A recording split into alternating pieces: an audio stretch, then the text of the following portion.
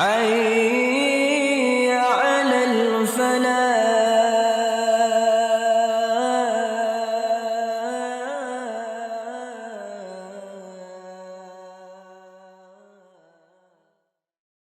Innal hamdalillah nahmaduhu wa nasta'inuhu wa nastaghfiruh wa na'udzu billahi min shururi anfusina wa min sayyiati a'malina may yahdihillahu fala mudhillalah wa may yudlil fala hadiyalah. Asyhadu an la ilaha illallah wahdahu la syarikalah wa asyhadu anna Muhammadan abduhu wa rasuluh, amma ba'du. Kita akan melanjutkan tafsir kisah Bani Israel, dan untuk hari ini ayat ke-60 surat Al-Baqarah. Kopian makalah bisa dibuka Al-Baqarah ayat ke-60. A'udzu billahi minasyaitonir rajim. Wa idistasqa Musa liqaumihi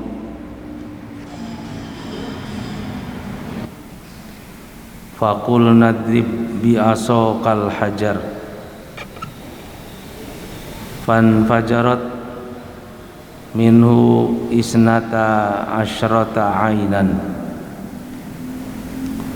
qad alima kullu unasin masyrabahum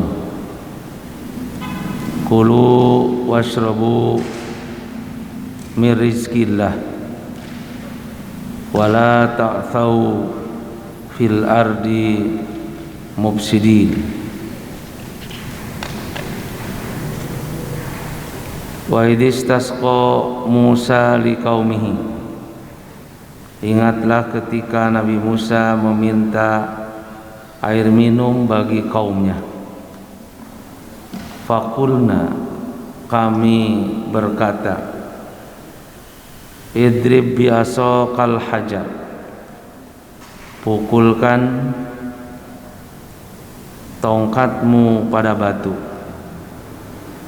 Fanfajarat minhu, maka memancarlah dari batu itu isnata asyrata ainan, 12 mata air. Qad alima kullu unasin masyrabahum, setiap orang mengetahui tempat minum mereka. Kulu, makanlah, washrabu, minumlah, min rizqillah, dari rizki Allah, wala ta'thaw fil ardi, dan jangan kamu melampaui batas, mufsidin, membuat kerusakan di bumi. Kita akan menafsirkan ayat ini dari dua penafsir. Pertama, tafsir dari Imam At-Tabrani, dan yang kedua tafsir dari As-Su'di. Imam At-Tabrani, beliau menafsirkan qauluhu ta'ala wa idistasqa Musa liqaumihi, firman Allah yang berbunyi wa idistasqa Musa liqaumihi, yaitu sa'ala lahum as-suqya, Nabi Musa meminta air untuk mereka. Mereka di sini ialah kaumnya. Kapan itu? Wadzalika annahum atasu pitih, ketika kaum Nabi Musa mereka kehausan di suatu tempat namanya Tih. Ini nama tempat. Faqalu ya Musa min aina ladas syarab. Kaum Nabi Musa berkata kepada Nabi Musa, di mana air minum buat kami? Wa kana qauluhum lahu hala nuzulihim fil ardil kifri ba'da gharaqi Fir'aun. Peristiwa itu ketika mereka berada di suatu daerah namanya Kifri, dan kaum Nabi Musa kehausan itu setelah Fir'aun tenggelam. Jadi peristiwa ini bukan sebelum Bani Israel dikejar oleh Fir'aun, tapi peristiwa ini terjadi setelah Fir'aun ditenggelamkan.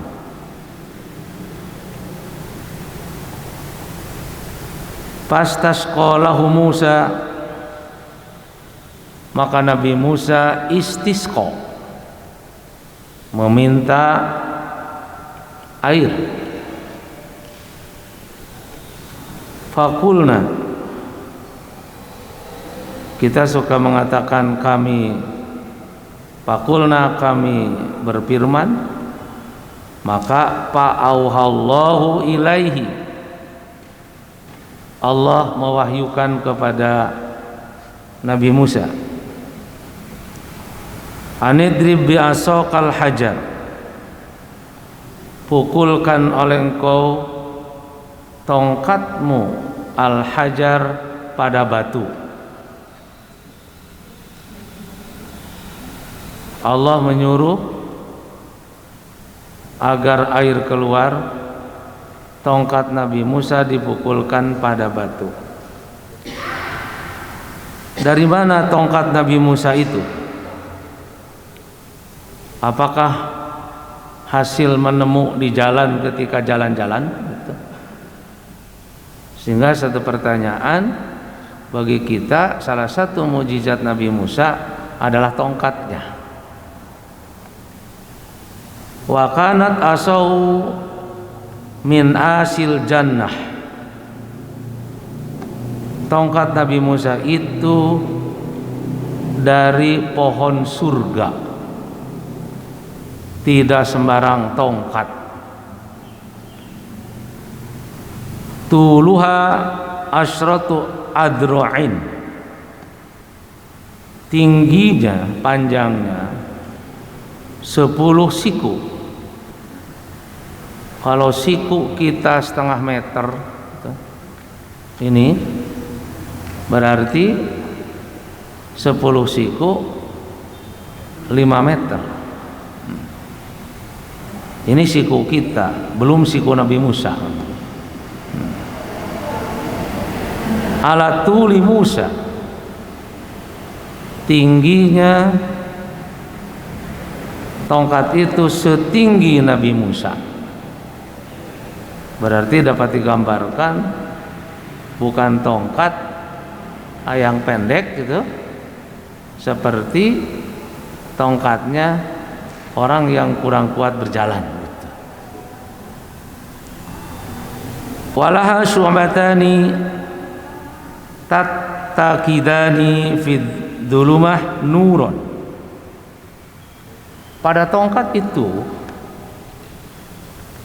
itu terdapat 2 lubang yang bersinar memancar di kegelapan malam. Ini menggambarkan bahwa adanya 2 lubang pada tongkat itu apabila Nabi Musa berjalan, maka itu jadi lampu, mahal juga harganya.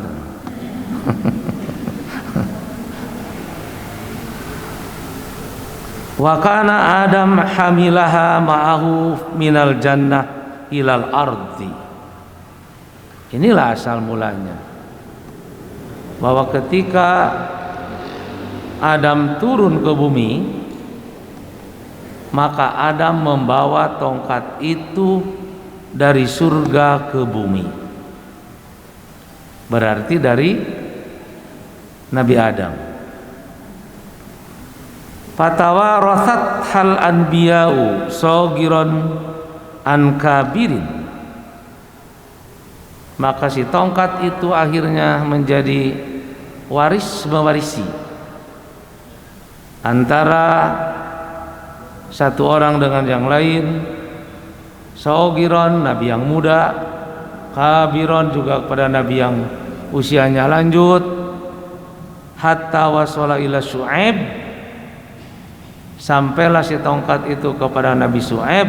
Fa'atoha Musa, maka Nabi Syu'aib memberikannya kepada Nabi Musa. Berarti tongkat yang dipegang oleh Nabi Musa itu adalah tongkatnya yang diberikan oleh Nabi Syu'aib, dari Nabi Syu'aib kepada Nabi Musa. Asal mulanya dari Nabi Adam. Dari Adam mengambil tongkatnya, lalu dia turun ke bumi, saling mewarisi satu sama lain. Demikian At-Tabrani menafsirkan. Nah, itu kan Nabi Musa disuruh untuk memukulkan tongkatnya pada batu. Sekarang tentang batu.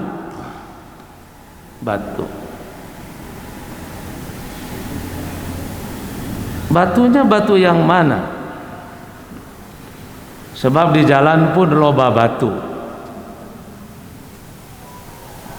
Wa ammal hajarul ladzi amara Musa bidarbihi faqad ikhtalafa fihi al-mufassirun. Adapun batu yang Allah menyuruh Nabi Musa untuk memukulkannya, para mufassir berbeda pandang. Wahab bin Munbi dia menafsirkannya tentang batu itu. Kana Musa yadribu lahum aqraba hajarin min aradil hijar. Nabi Musa itu memukul batu, yaitu batu yang paling dekat yang ada di antara batu-batu. Jadi intinya menurut Wahab bin Munbi bahwa batu itu ialah batu yang ada ketika Allah menyuruh Nabi Musa untuk memukul batu. Banyak batu, tapi yang dipukul oleh Nabi Musa ialah aqraba hajarin, batu yang paling dekat dengan dia, lalu dia pukul. Ini pandangan Wahab bin Munbih. Fatafajjara uyunan, memancarlah uyun, mata air. Likulli sabtin ainan, setiap satu kelompok dari kaum Nabi Musa itu satu mata air, karena kaum Nabi Musa terdiri dari 12 asbat, 12 keturunan. Maka air dari batu memancar 12 itu, setiap mata air untuk satu asbat. Wa kanu 12 sabtan, mereka terdiri dari 12 asbat. Sumatasilu kullu ainin fi juduli ila sabti, setiap mata air itu memancar sesuai dengan waktu untuk asbatnya yang Allah perintahkan untuk memberikan air pada mereka. Alladzi umira ayyastaqiyahu. Nah, ini pendapat Wahab bin Munbih tentang batu. Batu itu batunya dari mana? Tsumma innahum qalu, muncullah pandangan dari kaum Nabi Musa. Mereka dapat minum ketika haus air yang memancar dari batu itu, sehingga pandangan mereka, in faqada Musa asahu mitna atshan, kalaulah Nabi Musa itu kehilangan tongkatnya, kita mati kehausan. Untung tongkat Nabi Musa tidak hilang, sebab kalau hilang kita akan mati. Fauhiya ilaihi ya Musa. Nah, ternyata menurut Wahab bin Munbih, tongkat ini tidak sembarang tongkat. Allah memerintahkan kepada Nabi Musa, ya Musa, la taqra'annal hijarah, jangan mengetuk batu itu. Kalau tadi kan dipukul, memancar air. Sekarang berkaitan dengan tongkat, dengan batu, nggak usah batu itu untuk ditepuk. Tapi kehebatan batu itu, walakin kalimha, tapi berbicaralah pada batu, tutika, nanti si batu itu akan mengikuti menurut kepadamu, la'allahum ya'tabirun, mudah-mudahan saja kaum itu mengambil pelajaran dari batu itu. Jadi ternyata batu itu kalau diajak bicara lalu disuruh, dia mengikutimu gitu. Nah, faqalu, mereka khawatir lagi kaum Nabi Musa, kaifa bina idza afdhaina ilal ardil lati laisa fiha hijarah. Bagaimana ya jika kita sudah sampai ke suatu daerah menurut kaum itu, dan di daerah itu tidak ada batu, lalu kita ingin minum, batu teu aya, ari tongkat aya, rek neungeul naon.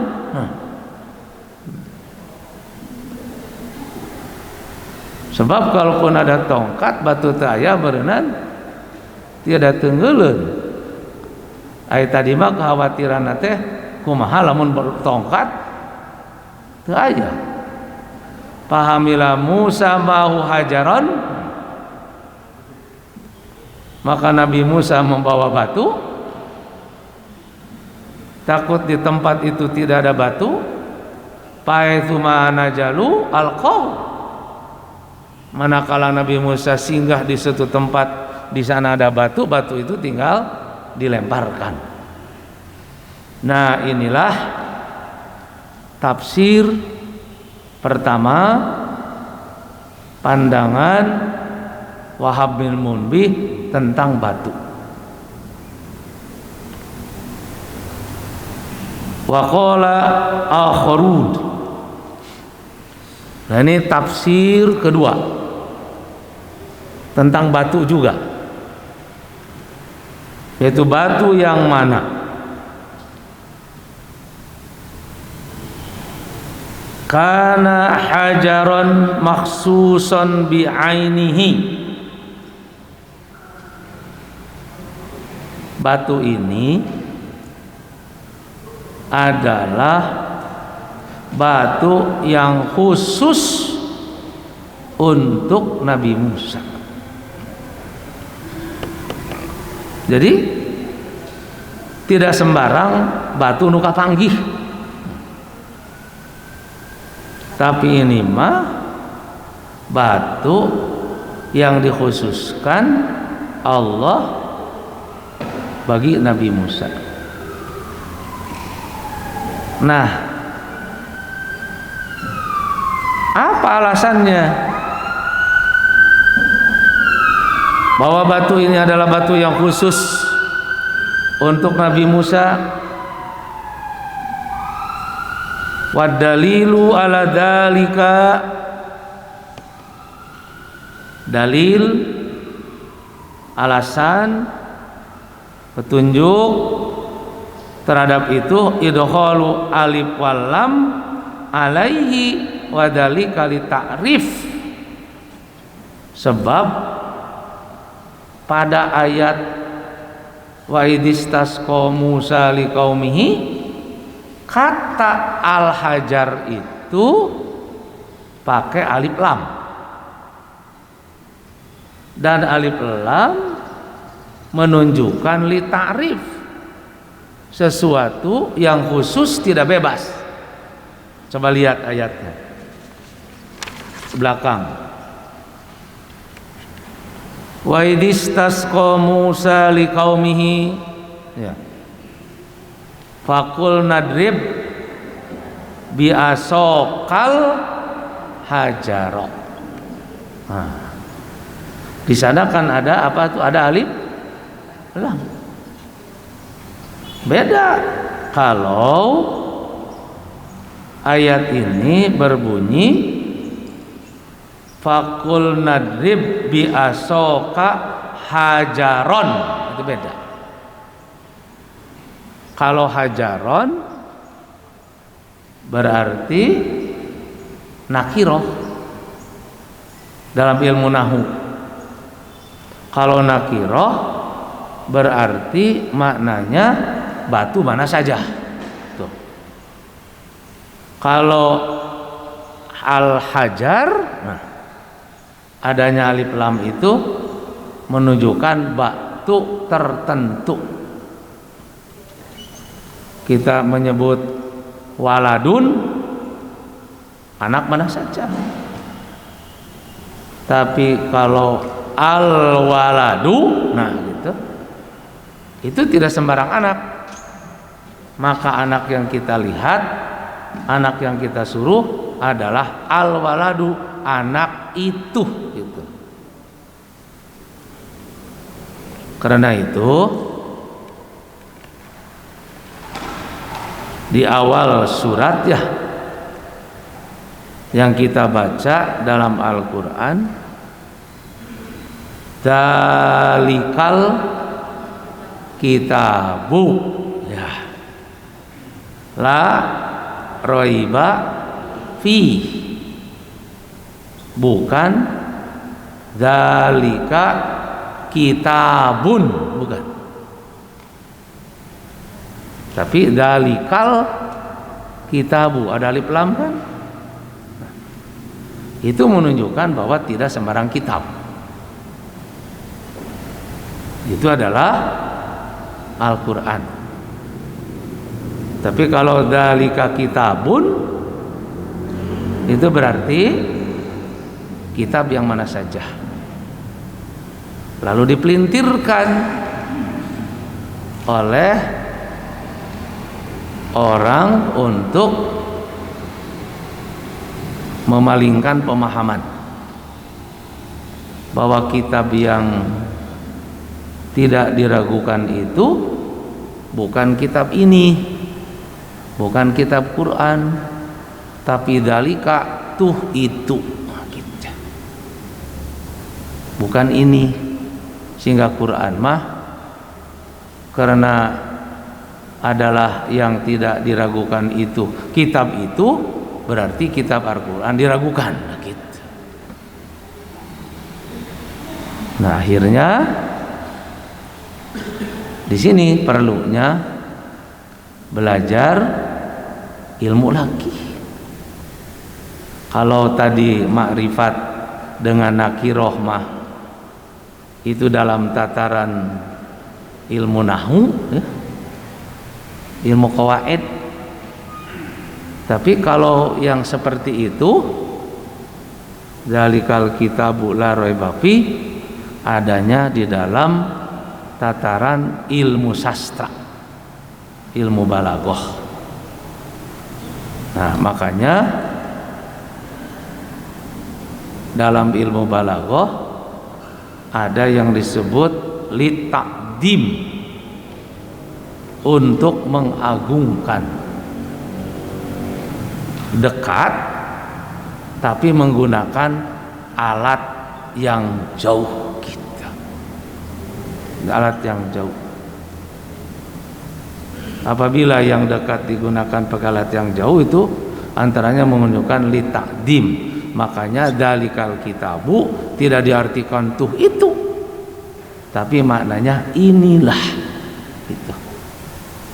Nah, karena itu perlu untuk menafsirkan sesuatu funun lughah Arabiyah, tentang cabang-cabang bahasa Arab. Nah, kembali pada tafsir kita. Jadi pandangan yang lain bahwa batu itu adalah batu yang khusus tertentu bagi Nabi Musa dengan alasan ada di sana alif lam pada kalimat al-hajar. Kemudian mereka berperisih pula, sumbah talapu fihi ma huwa, bagaimana sifat dari batu itu. Kalau tadi batu yang dipukul oleh Nabi Musa itu khusus batu itu, lalu sifatnya gimana batu itu? Maka Ibnu Abbas menjelaskan di antara sifat batu itu, kana hajaran khafifan murabba'an mithla ra'sir rajuli. Batu itu batu ringan persegi 4, persegi murabba, seperti kepala seseorang, yahmiluhu mahu, yang dibawa, faidahtaju ilal ma' wadu'ahu wadrobahu bi'asahu, apabila mereka perlu air, kata Nabi Musa, kata Ibnu Abbas, batu itu disimpan lalu dipukul dengan tongkat. Jadi sifat batu yang pertama pandangan Ibnu Abbas.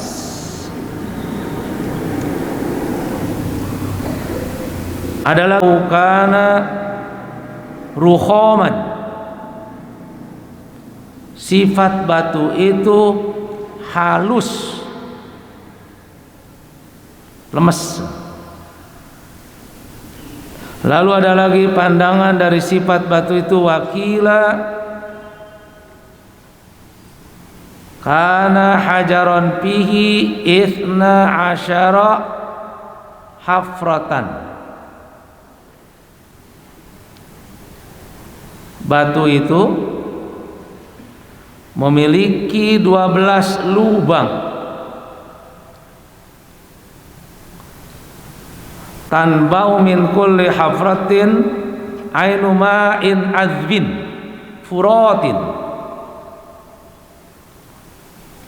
yang setiap lubang itu memancarkan mata air yang tawar dan bersih.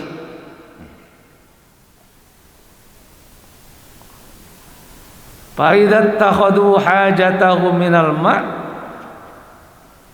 jika mereka ingin air, wa arada Musa hamlahu darabahu bi'asahu, dan jika Nabi Musa juga ingin terhadap air itu, maka Nabi Musa memukul dengan tongkatnya. Kemudian fagharal ma'u wan qata', setelah air itu memancar dari batu, maka menyerap ke tanah dan berhenti sendiri gitu. Kudu ditutup kerana gitu.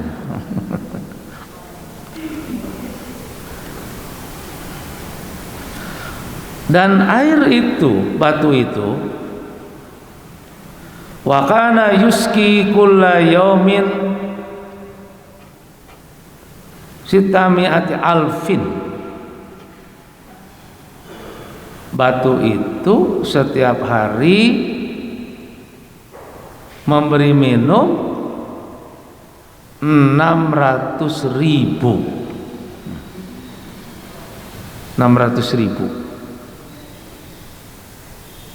Jangan dipikirkan si batu memancarkan air, dari mana airnya? Sebab kan batunya di bawah-bawah kan, beda jeung sumur. Kalau sumur kan di sana ya ada mata air. Kalau ini batu yang di bawah memancar, lalu di mana? Inilah mujizat. Jadi khawarijul adat, di luar kebiasaan yang diketahui oleh manusia. Nah,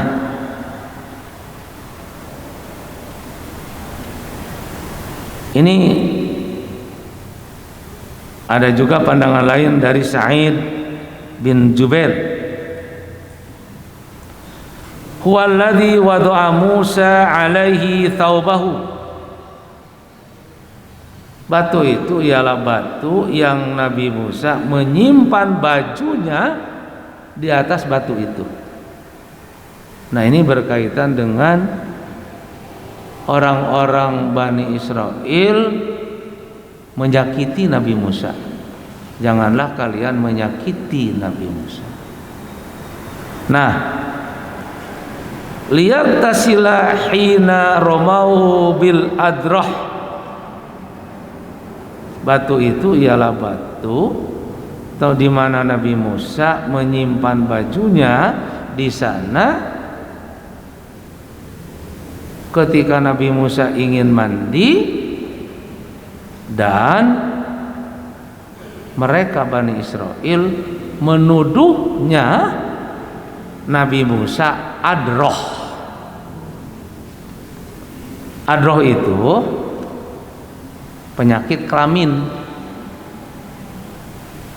yang keluar kulit bagian bawah pada kantong kemaluan. Jadi penyakit kulit, penyakit kelamin, adroh itu keluar kulit bagian bawah pada kantong kelamin. Sengaja bahasanya oleh saya dipanjangkan, sabab lamun dipondokeun ka kupingna teh rada teu raos tina cepilna teh. Itu. Mangga we ketos ti dieu pikiran naon ta eta itu. Jadi kaum Nabi Musa memandang Musa begitu. Punya penyakit itu. Kana Banu Israil yagtasiluna uratan. Bani Israel kalau mereka mandi itu babarengan bari urotan telanjang bersama-sama, babarengan bari teu make pakaian.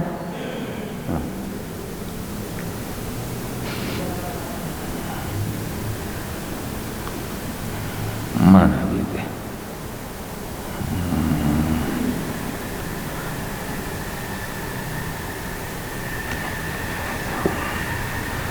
Karena Banu Israil yaktasiluna uratan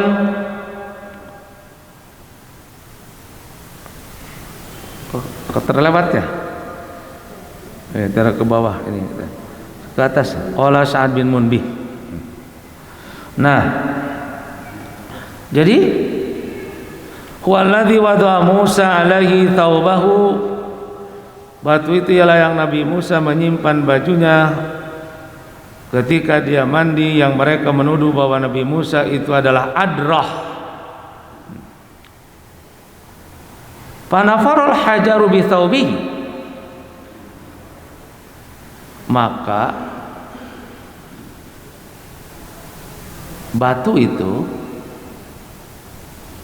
melemparkan baju Nabi Musa.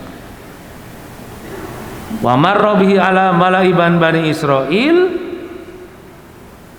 sampai lewat kepada pembesar-pembesar Bani Israel, hatta alimu annahu laisa biadar, barulah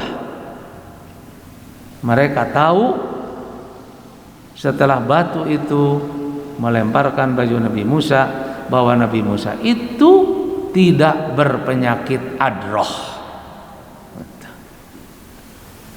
Adar itu sama dengan adroh, sama Adam. Nah, falamma waqafal hajaru atahu Jibril alaihissalam,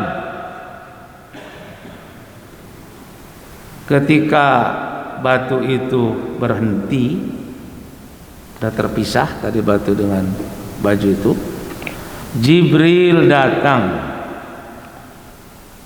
Faqala ya Musa innallaha azza wa jalla yaqulu laka,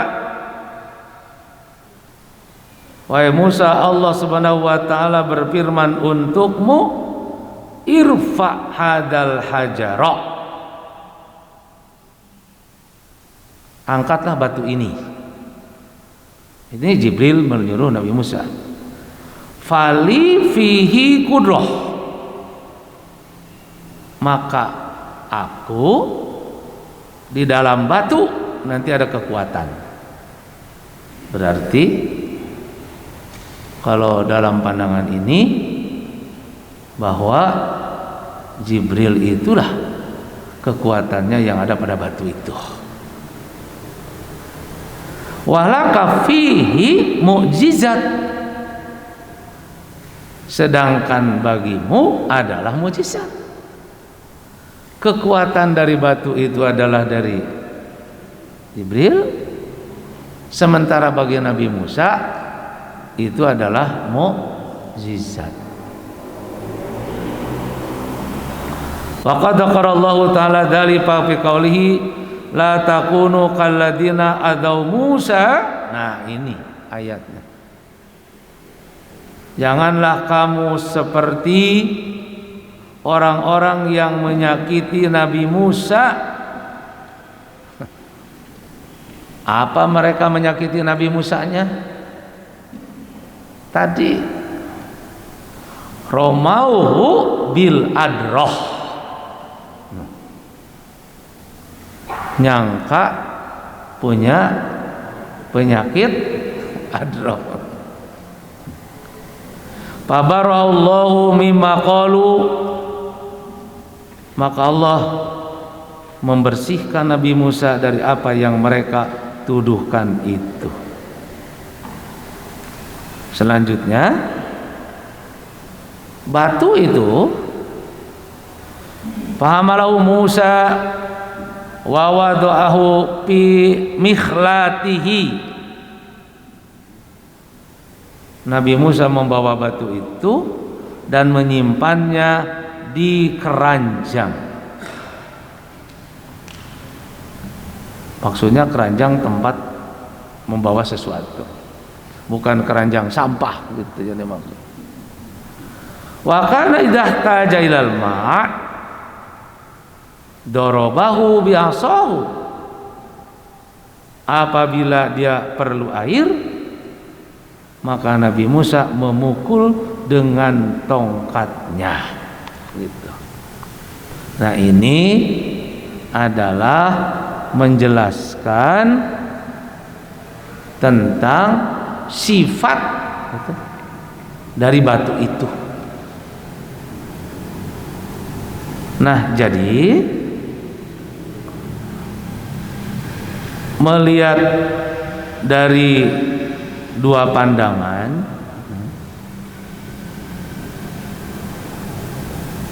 ada yang menyatakan batu itu adalah bersifat umum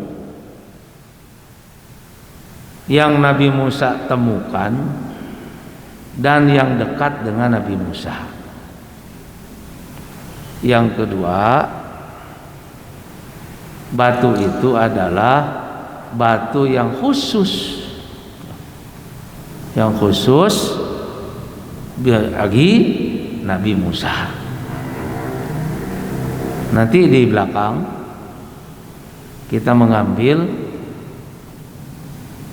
pandangan mufassir yang mana yang paling athbat gitu. Paling athbat. Nah, sekarang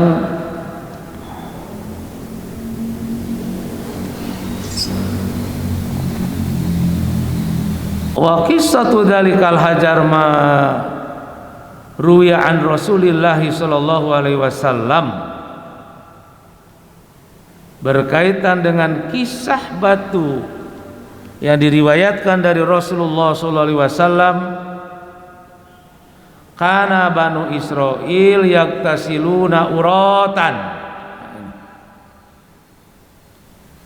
bahwa Bani Israel teh lamun mandi sok babarengan bari telanjang tidak berbusana.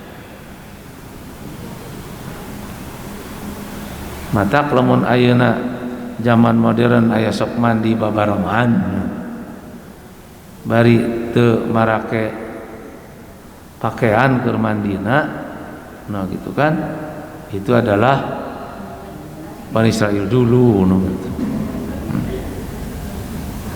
Yanduru ba'duhum ila ba'din sau'ati ba'din, satu sama lain melihat aurat yang lainnya. Jadi ini melihat auratnya, ini juga melihat auratnya. Wa kana Musa yaktasilu wahdah, sedangkan Nabi Musa kalau mandi dia suka sendirian, tarajeng batur.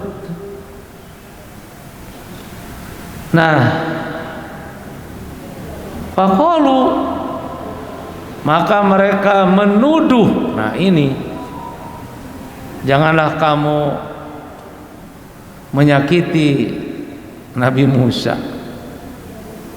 Kalau Bani Israel mandi babarengan, aya Nabi Musa sok sorangan. Akhirna ma yamna'u Musa ayyaktasila ma'ana illa anahu adar.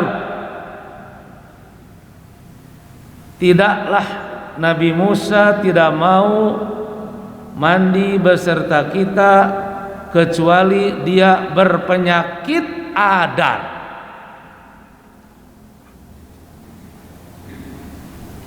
Ini yang disebut nuduh ya Nabi Musa pang nambung mandi babarengan jeung urang teh lantaran punya penyakit adar. Makanya dalam ayat la takunu kalladzina adau Musa.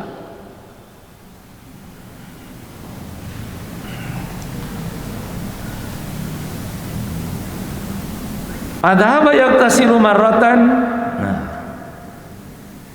maka Nabi Musa pergi lagi.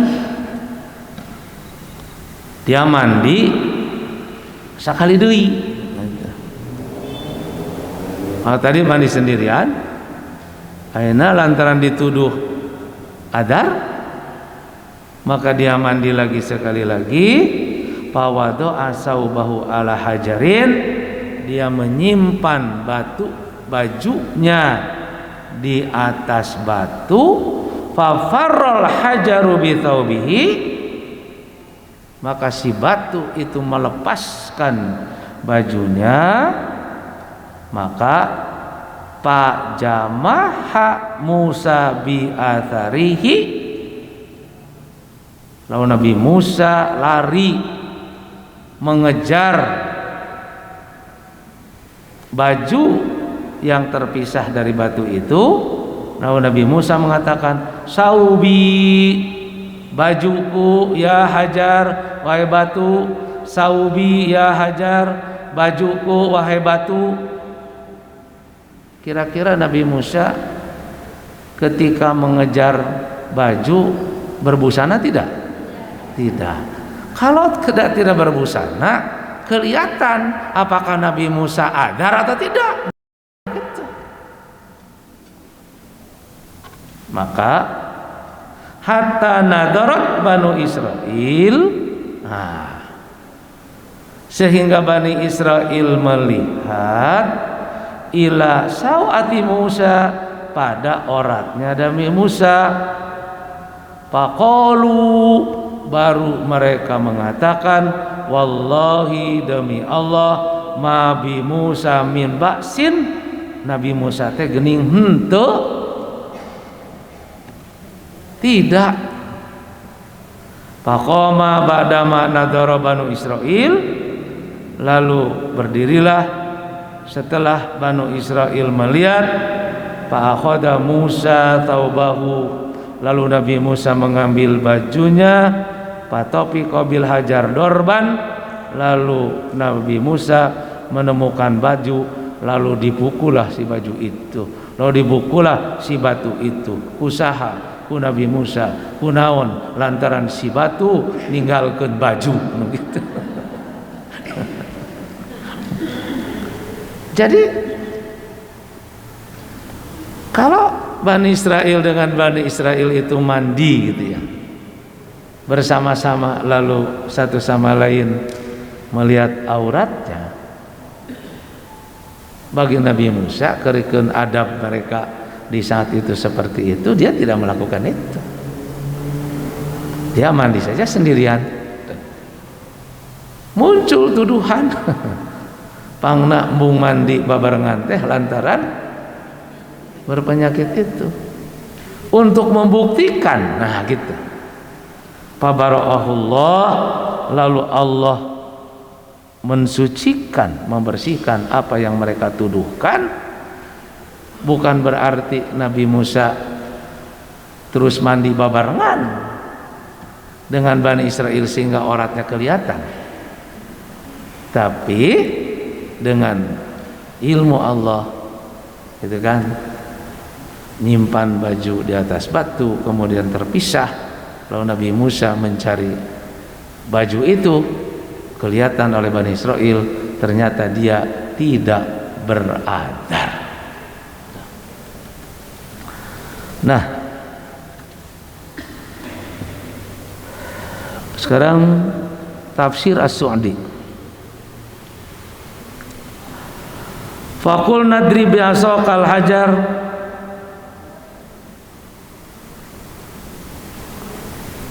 pukullah dengan tongkatmu pada batu.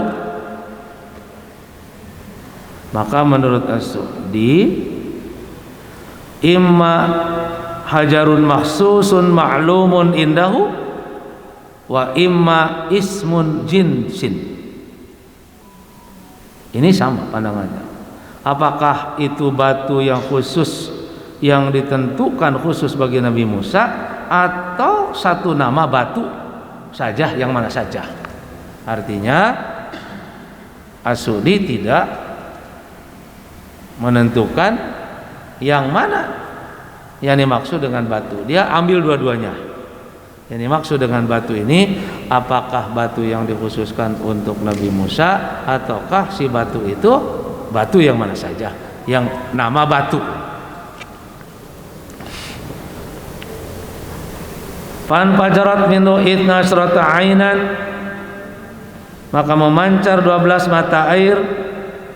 Wa qabail bani Israil isnata asrata qabilatan. Kenapa mata air itu memancar 12? Karena kabilah Bani Israel terdiri dari 12. Qad alima kullu unasin minhum mashrabahum. Setiap orang mengetahui tempat minum mereka, mahallahum, tempat mereka, alladhi yashrabuna alaihi min hadil a'yun, yang mereka minum dari mata-mata air ini. Karena setiap kabilah punya satu mata air, maka fala yujahimu ba'duhum bi ba'dan, maka satu sama lain tidak berdesakan, lantaran setiap kabilah sudah punya mata air. Bal yasrobunahu mutahanninin la mutakaddirin, mereka meminumnya dengan tenang dan senang, tidak dengan susah. Kulu wasrobu min rizqillah, makanlah dan minumlah dari rizki Allah. Ay alladzi atakum, yang Allah berikan kepada kalian, min ghairi sa'in wala ta'abin, tanpa usaha dan tanpa susah.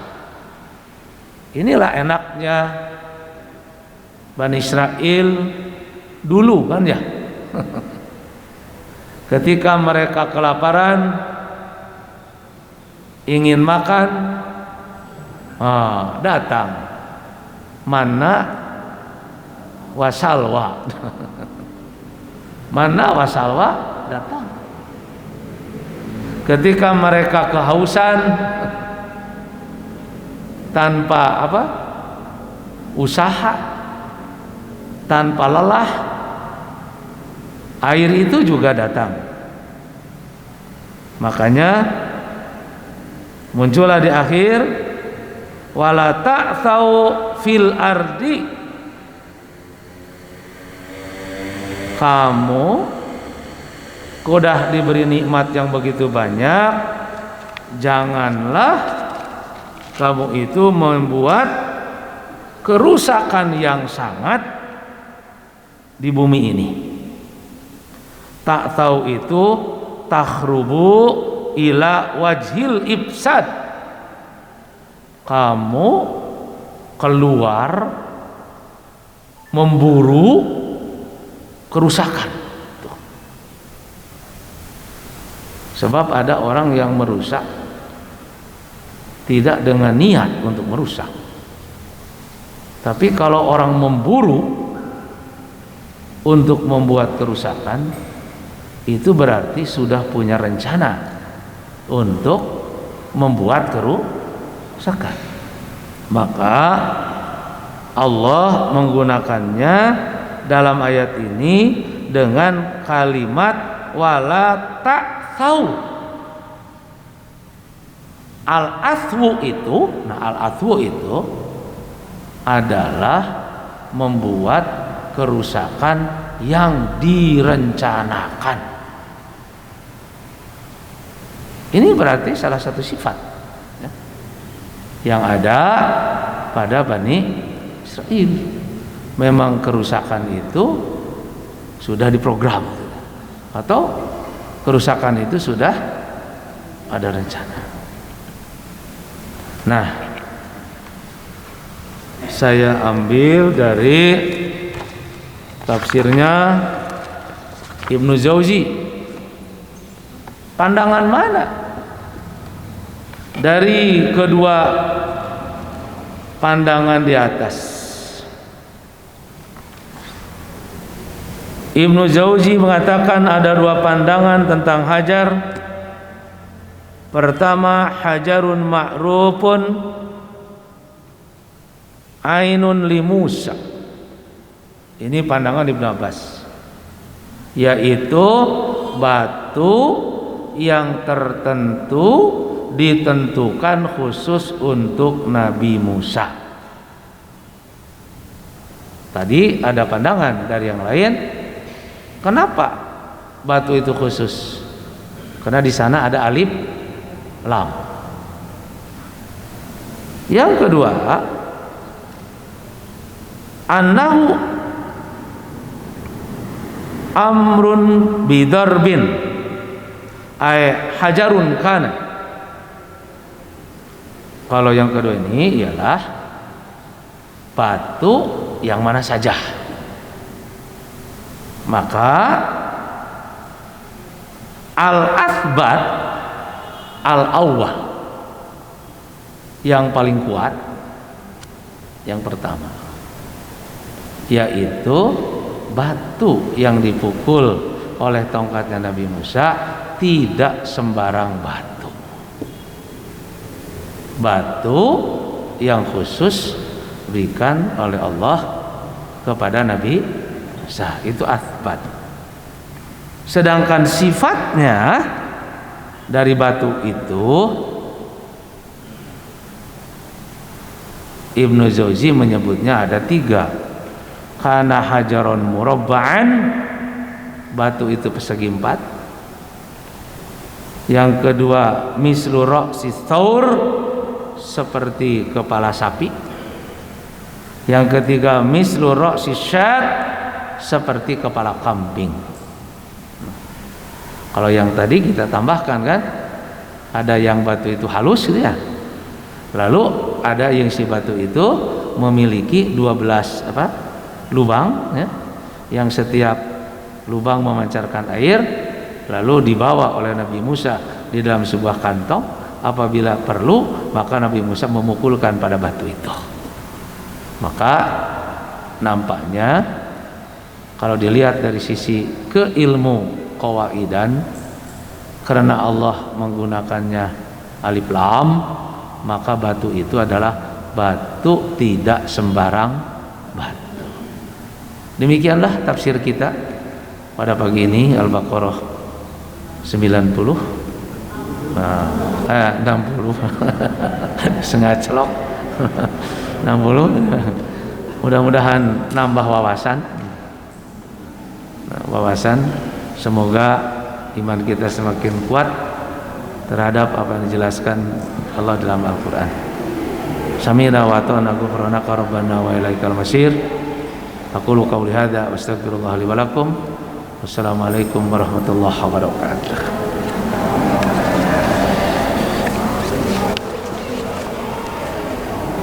حي